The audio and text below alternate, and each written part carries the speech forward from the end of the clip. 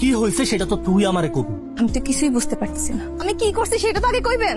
এত বড় একটা সত্যি তুই আমগো কাছ থেকে লুকাইলি কেমনে? ও তো আগে একটা বিয়ে হয়েছিল, এই কথাটা তুই আমার জানাস নাই কেন? আমি আপনার এই কথাটা অনেকবার করার চেষ্টা করছিলাম, ভয়ের কারণে আমি কইতে পারি নাই। আমি পুরো সত্যি আপনার খুলে কইতেছি। আমি আর তোর কোনো কথা শুনতে চাই না, এক্ষুনি আমার বাড়ি থেকে বেরিয়ে যা।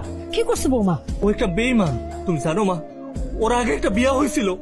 আমি বুঝতে পারছি বৌমা আমাকে লোকে বিরাট বড় অন্যায় করছে, তাই বলে তোর রহনি বাইর থেকে বাইর করে দেওয়া যাইব না। তুই বাপ মাথাটা ঠান্ডা কর, আমি বৌমার লগে কথা কইতেছি। কি হয়েছে সেটা তো তুই আমারে কবি। আমি তো কিছুই বুঝতে পারতেছি না, আমি কি করছি সেটা তো আগে কইবেন।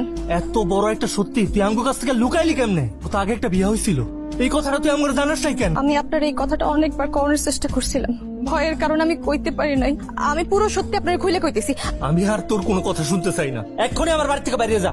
কি করছে বৌমা? ও একটা বেঈমান, তুমি জানো মা? ওর আগে একটা বিয়ে হয়েছিল। আমি বুঝতে পারছি বৌমা আমাকে লোকে বিরাট বড় অন্যায় করছে, তাই বলে তোর রহনি বাইর থেকে বাইর করে দেওয়া যাইব না। তুই বাপ মাথাটা ঠান্ডা কর, আমি বৌমার লগে কথা কইতেছি।